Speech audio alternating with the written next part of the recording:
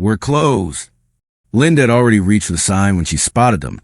Figures emerging like ghosts in the swirling snow. 12 of them. All truckers. All stranded in the worst blizzard the region had seen in decades. She should have locked the door, shut off the lights, and climbed up to her tiny apartment above the diner. That's what any sensible person would do. But Linda Carson wasn't just any person. That night, with barely enough food to get through the week, she opened her doors anyway, and in doing so, set off a chain of events that would quite literally shake the ground beneath her feet. Hey everyone, welcome to Tales Unveiled. You're not going to want to miss this one. Let's rewind.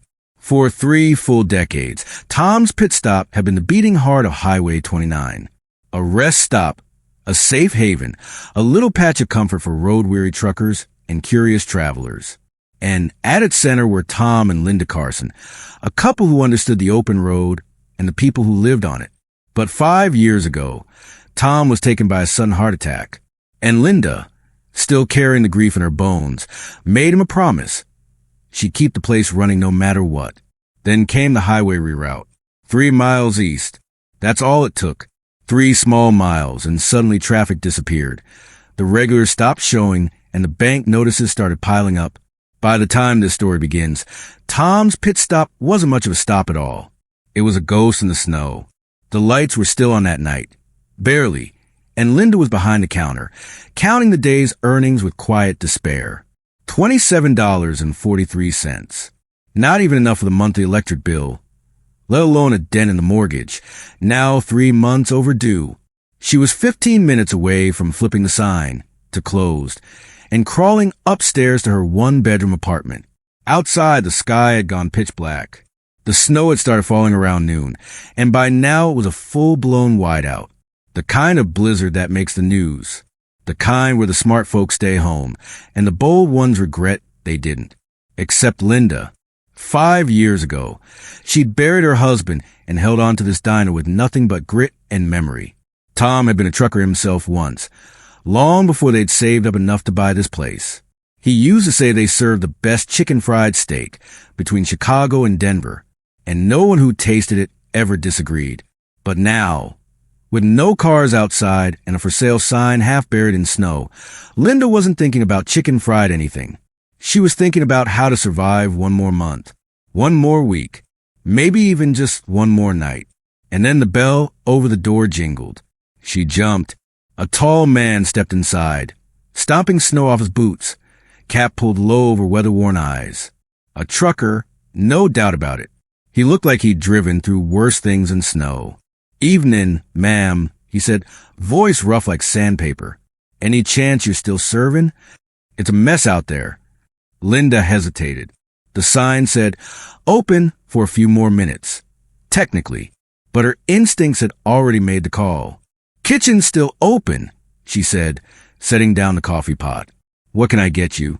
"Black coffee." "And whatever's hot," he replied, sliding onto a stool. "Name's Ray. Highway's closed 10 miles back. Total whiteout. Nothing's moving till morning." Linda paused, the pot hovering mid-pour. "Close? For the whole night?" Ray nodded.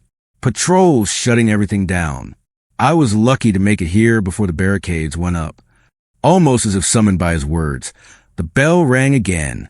2 more truckers stepped in, snow swirling around them. Then another, and another. By 7:15 p.m., the diner was full. 12 truckers in total, thawing out, ordering food, telling road stories. Linda hadn't seen that much life in this place since the highway moved. She'd served the last bowl of soup, reheated every scrap of stew, and had Jenny, the one waitress who still worked here, checking the freezer for anything left. "Can you see what's back there?" Linda called over the clatter of plates. "I think we're running out of everything."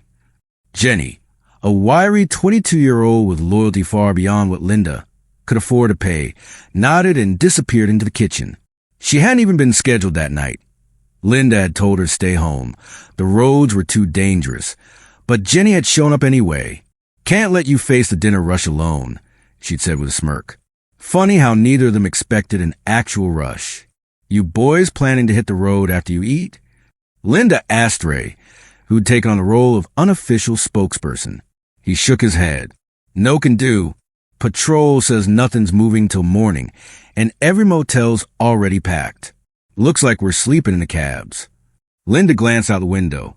The snow was falling so thick, she couldn't even see the parked rigs anymore. The wind screamed around the building. Temperatures were plunging. You can't sleep in your trucks tonight, she blurted. You'll freeze. A few of the men chuckled, but it didn't reach their eyes. The truth was, they knew she was right. Most long-haul rigs couldn't idle all night in deep cold. The risk was real. Linda looked around. Empty booths. Fading walls. A cash drawer that hadn't seen a decent tip in weeks. She thought of Tom. Of all the stories he'd told of kindness in the middle of nowhere. Of people who helped just because.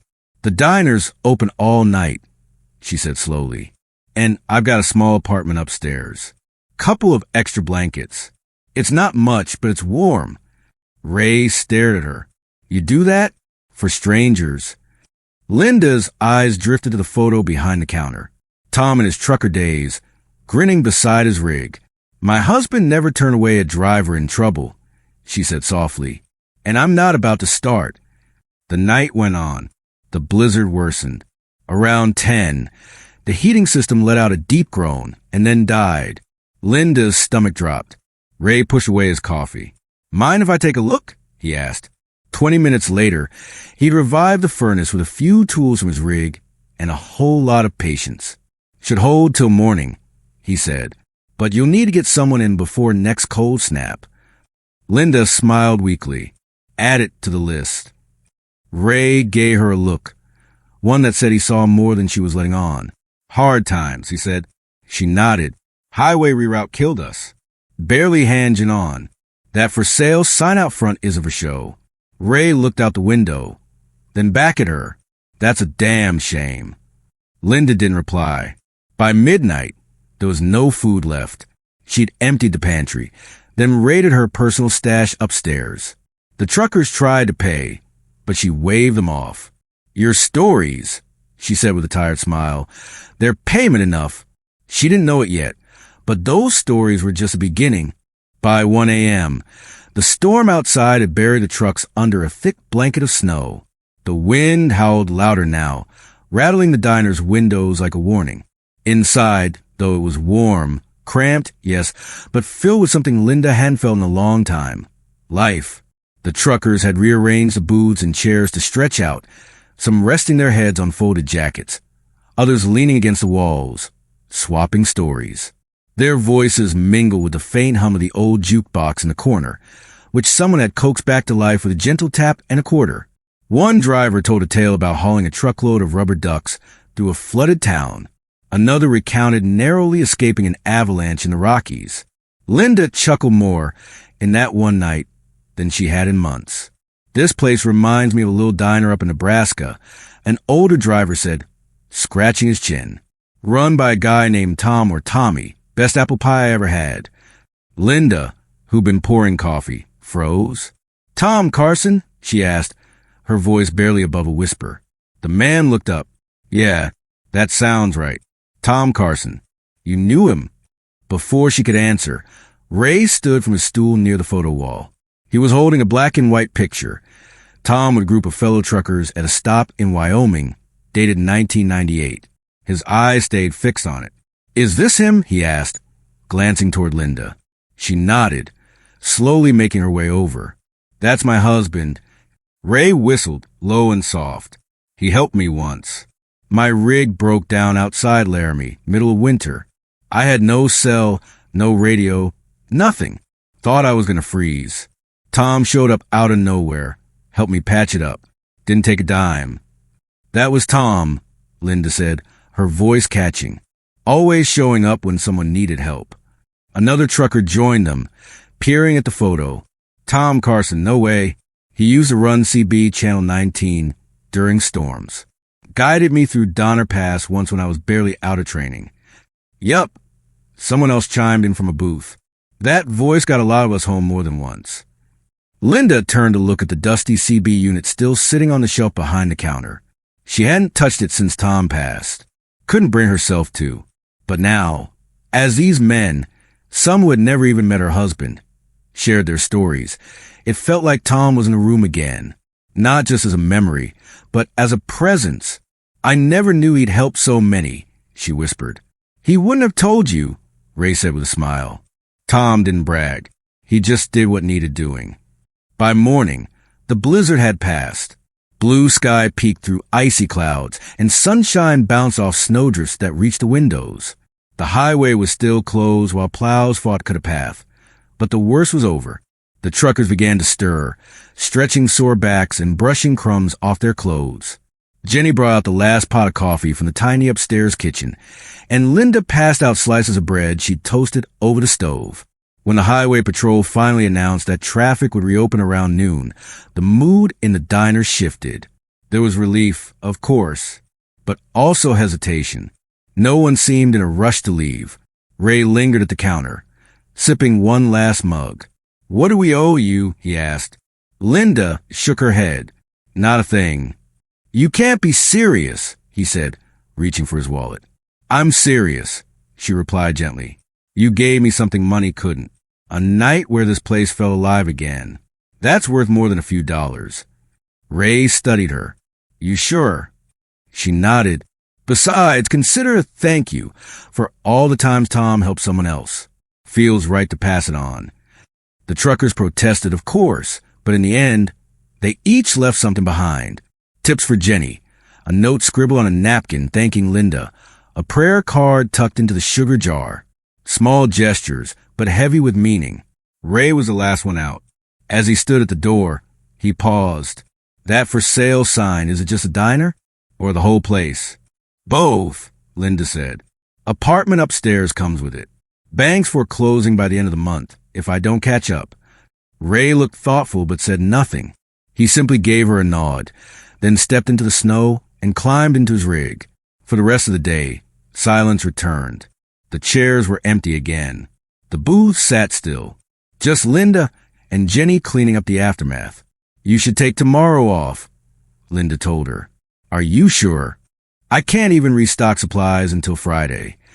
"I'll still come in," Jenny said. "Someone might stop by." But no one did. The next morning, only 2 people entered the diner. An elderly couple who'd been regulars every Wednesday for 30 years. They sat in their usual spot, ordered coffee and split a slice of toast, then left a $20 tip on a $15 tab. "Hope you're still here next week," the old man said softly, patting her hand. That night, Linda began boxing up Tom's things. If the sale didn't happen soon, she'd have to vacate. It hurt more than she'd expected, not just because she was losing the place, but because she tried. She really had. She wrapped Tom's CB radio base carefully, brushing her fingers across the worn dial. "I tried, old man," she whispered. "I really did." That's when she heard it. A sound she hadn't expected. Air brakes. Linda stood quickly, heart racing, and stepped toward the front window. One truck pulled in, then another, and another. She flung open the door. Ray's rig led the line, but behind him were a dozen others, and more still coming down the snowy road. Horns blared in greeting.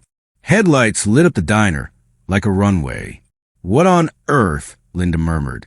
Ray climbed down from his truck, smiling bigger than she'd ever seen.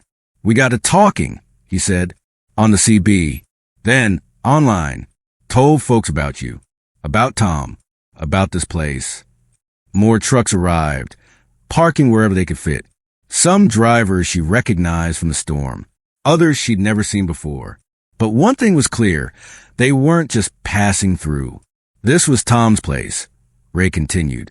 Turns out a lot of people have a Tom Carson story. And if they don't, they know someone who does.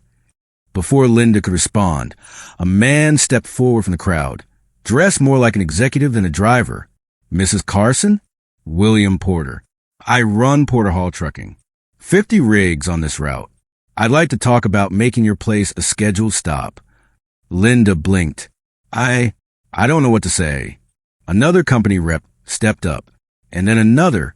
Ray handed her a thick envelope. Donations from truckers, companies, people who heard what happened. Should cover your mortgage. And a restock. Tears blurred Linda's vision. Her fingers trembled as she opened the envelope. "You don't have to say anything," Ray said. "Just promise you'll stay open. For Tom. For us." Linda stared down at the envelope in her hands, heavy with hope. It didn't seem real, none of this did. A parking lot overflowing with rigs. Truckers lining up not for food, but to say thank you. And now this. Enough money to save her diner, and maybe even her future. "Say you'll stay," Ray repeated, his voice gentler now, almost pleading. "This place, it means something." Linda couldn't speak for a moment. Her throat tightened as she looked around. The parking lot was now full of headlights, laughter, boots crunching snow. There were hugs between drivers who hadn't seen each other in years. Some held up their phones, taking pictures, streaming live, sharing the moment with those too far to join. And just when Linda thought her heart couldn't take any more, an older man stepped forward from the crowd. His flannel coat looked like it had seen 20 winters too many. In his hands, he held a small object wrapped in an old rag. "I think this belongs here," he said. Linda blinked at the bundle as he gently unwrapped it. Her breath caught in her throat. A CB radio handset. Tom's. Or rather, the CB handset. The one he always kept as a backup. The one he said was lucky. The one he once gave away to a stranded rookie somewhere along a back road outside Tulsa. "He gave it to me in '02, the man said softly. "Said he had another. Figured I needed it more. I've kept it ever since. Thought it should come home." Linda took it with trembling hands. It felt both foreign and familiar. A piece of Tom, returning just when she needed it most. She walked back inside, her fingers gripping the handset, and approached the base unit still sitting where it always had, dusty and in use for 5 years. She hesitated, then connected the plug. A soft click, then a slow, static hum. Ray followed her in, and the other drivers began to file inside, filling every booth, every inch of the counter, even standing by the windows. The CB crackled to life. Voices filtered through. "Heard she's back on Channel 19. Tom Carson's widow? That can't be real. They say she opened up the diner during the worst blizzard in 30 years. Linda glanced at Ray, wide-eyed. "Are they talking about this place?" Ray smiled, proud. "They're talking about you." Jenny appeared beside her, wide-eyed and a little out of breath. "Linda, there's people asking where to park 2 blocks down. Should I start some coffee?" Linda stared at her for a beat, then turned back to the crowd of truckers filling the room like a family reunion. "Yeah," she said, her voice cracking. "Start the coffee. And call Darla and Miguel. We're going to need more hands." The next few hours felt like something out of a dream, but it was real. All of it. One of the younger drivers stepped forward, a little nervous, holding a rolled-up sheet of paper. "Mrs. Carson," he said, "I'm Kevin Miller. I'm a graphic designer, and a part-time rig cleaner for my dad's fleet. We all kind of pitched in on something." He unrolled the paper. A new sign design. Clean lines, retro truck stop colors. And in bold, classic letters, Tom and Linda's Trucker Haven. Ray leaned in beside her. The old highway moved, but we know how to spread the word. By the end of this week, every trucker in 6 states will know your name. Linda stared at the sign, at the people surrounding her, at the CB still crackling behind the counter. And for the first time in a very long while, she felt something she hadn't dared feel in years. Hope.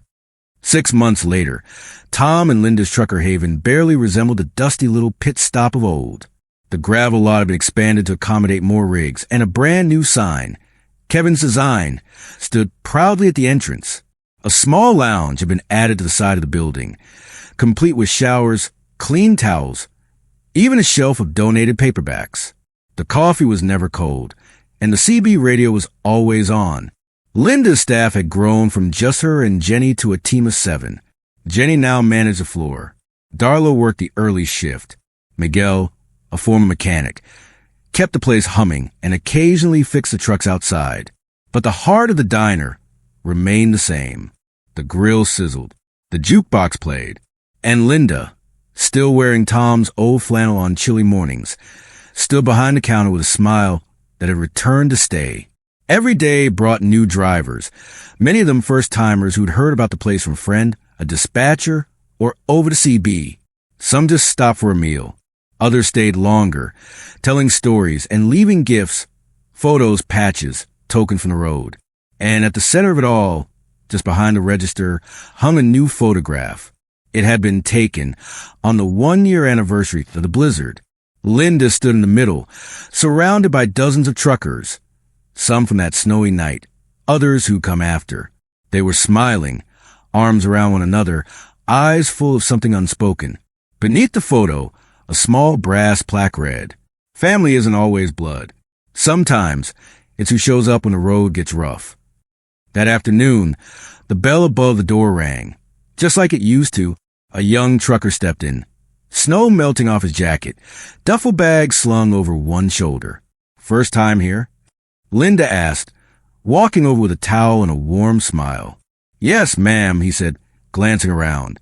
"They say this place is legendary." Linda chuckled. "Well, you heard right.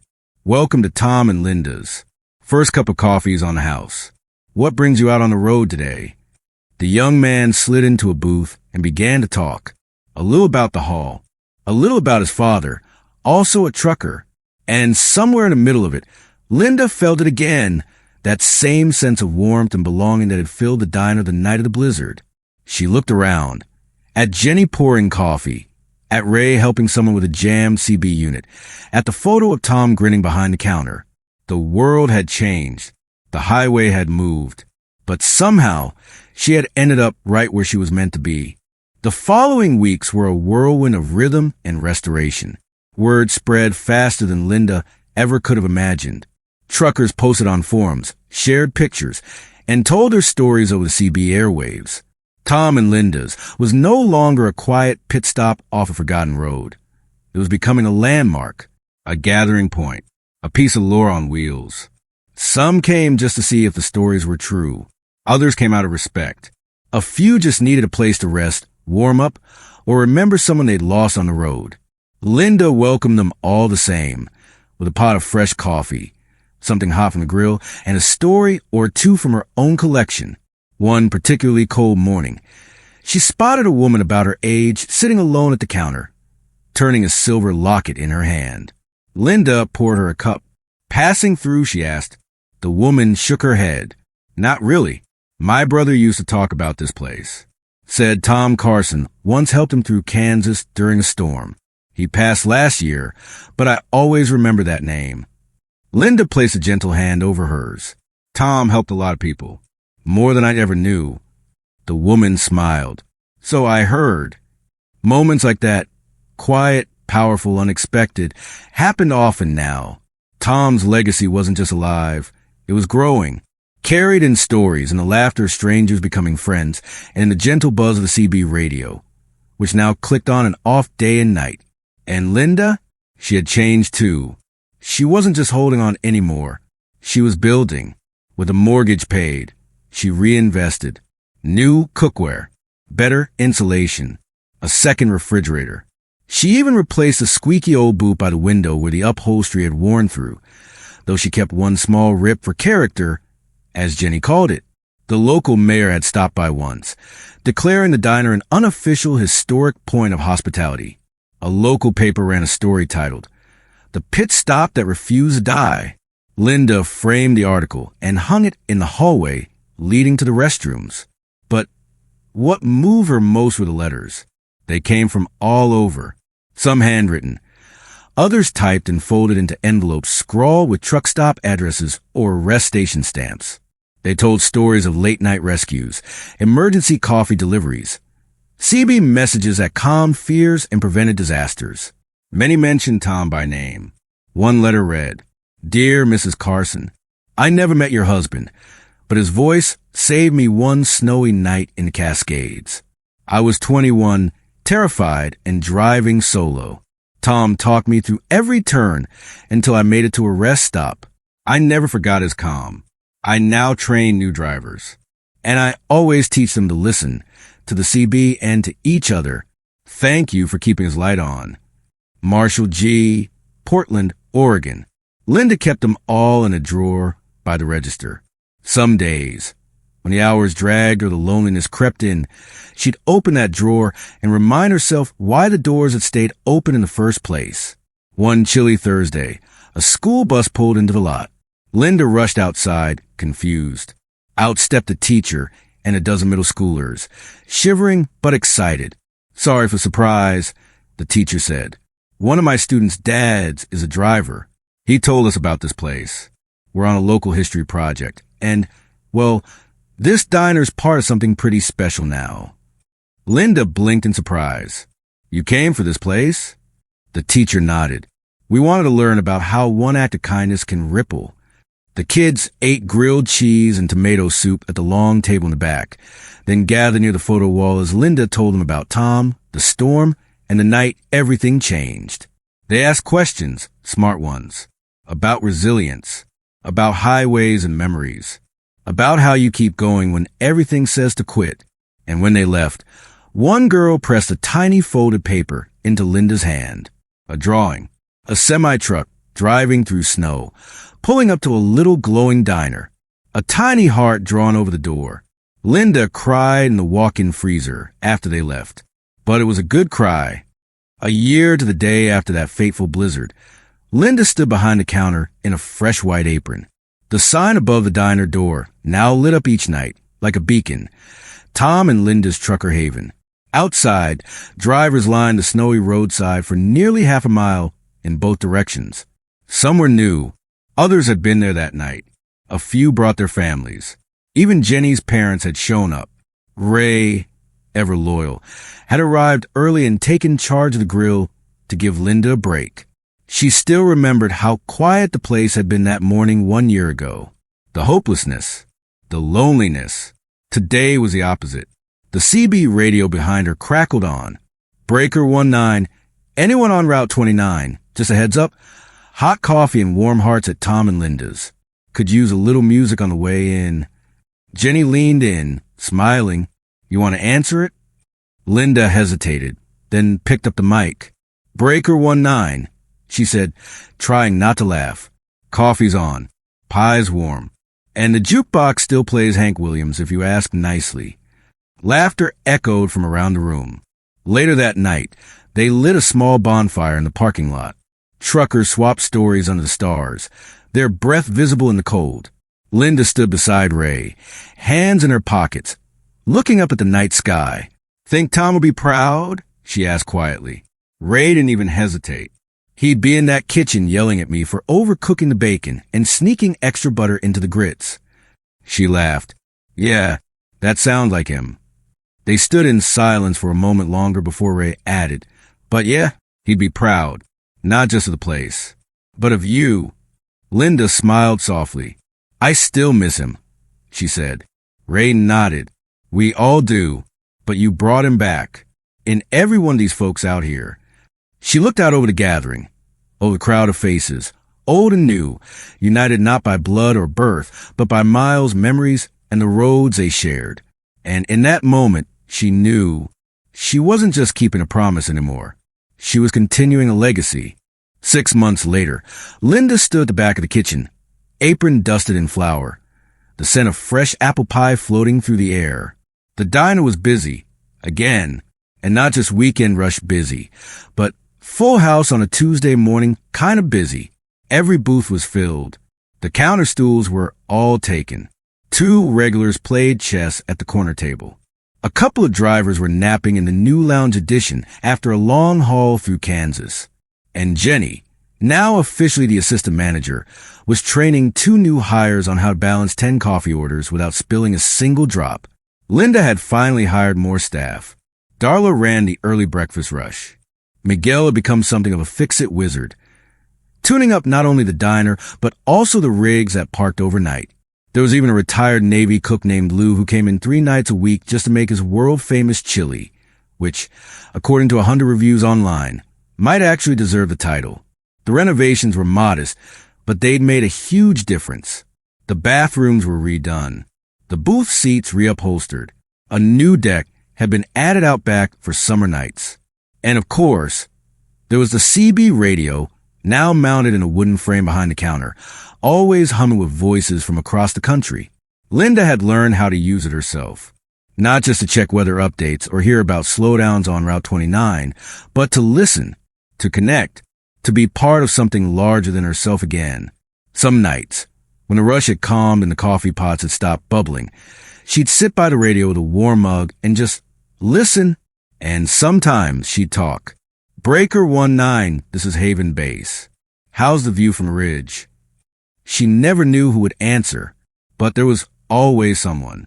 And somehow, those brief crackling conversations made the world feel less scattered, like the miles weren't so long after all.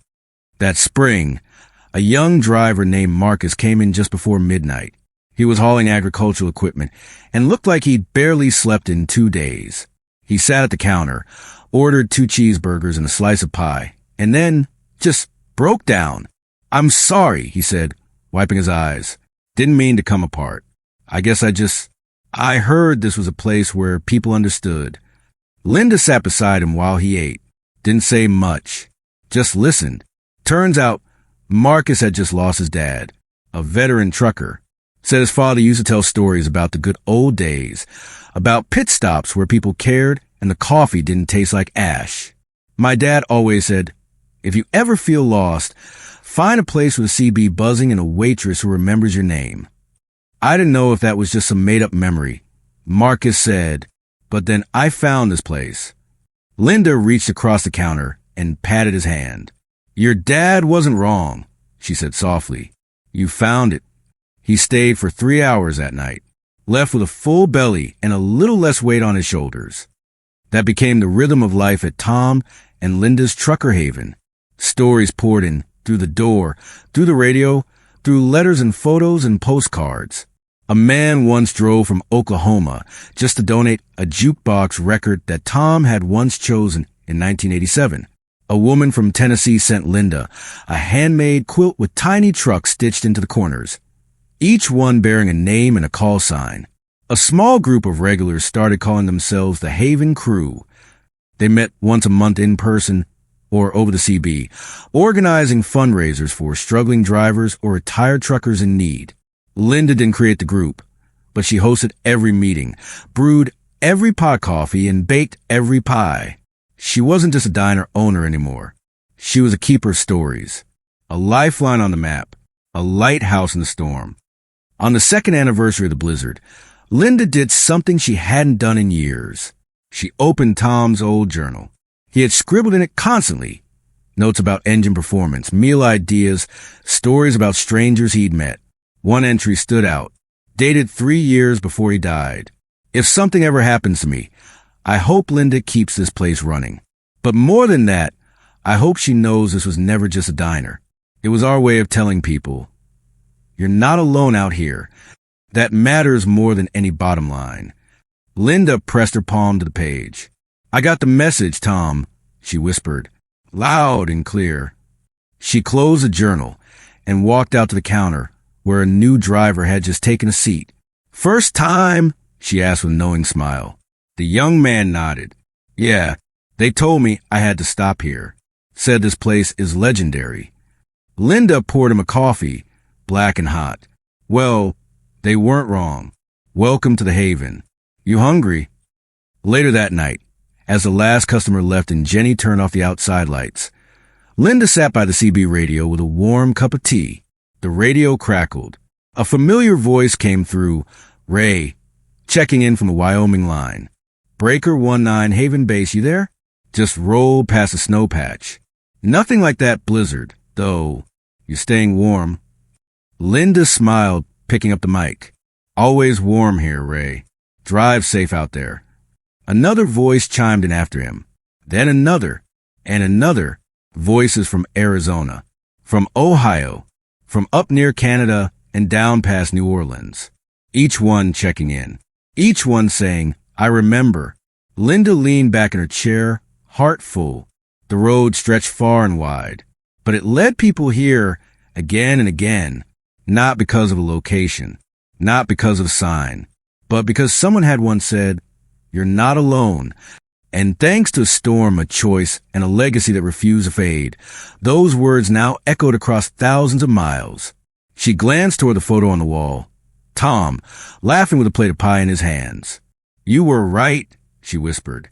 Then, with a soft smile, she turned on the porch light and flipped the sign to open.